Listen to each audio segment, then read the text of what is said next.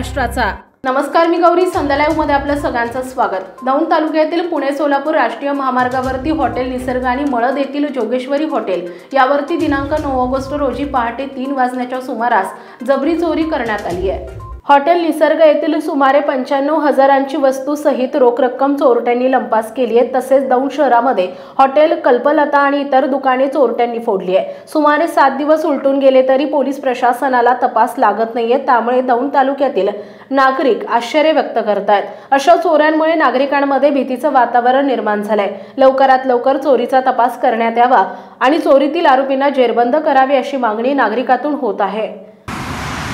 नाव काय आपलं? माझे नाव नितीन आदर्शसिंग शितोळे।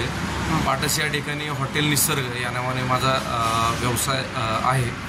साधारण 11 तारखेला पहाटे 5:30 ते 4च्या दरम्यान 2 इसमांनी हॉटेलच्या खिडकीमधून आतमध्ये प्रवेश करून हॉटेलचा गल्ला, ऑफिसमधील ड्रॉवर फोडून साधारण 55,000 रुपये कॅश आणि JBL कंपनीचे 2 ब्लूटूथ स्पीकर या ठिकाणी आमच्या हॉटेलमधून त्यांनी चोरी केलेले आहेत। त्यापूर्वी त्यांनी त्याच दिवशी मध्यरात्री दौंड या ठिकाणी कल्पलता आणि अजून एक हॉटेलमध्येही त्यांनी चोरी केलेली आहे। तसेच मागच्या 15 दिवसामध्ये पाटसमध्ये दिवसा ढवळ्या जवळपास 3 ते 4 घरफोड्या झालेल्या आहेत। जवळपास त्याच्यातून 2-4 लाख रुपयांचा ऐवज चोरीला गेलेला आहे।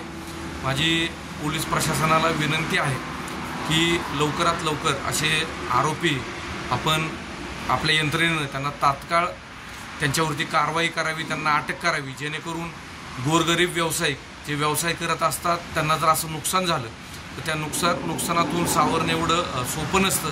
त्यामुळे माझी पोलीस प्रशासनाला कळकळीची विनंती आहे की आपण लवकरात लवकर त्यांच्यावरती कारवाई करून त्यांना जरब बसेल अशी आपण कारवाई करावी अशी आपणास विनंती आहे।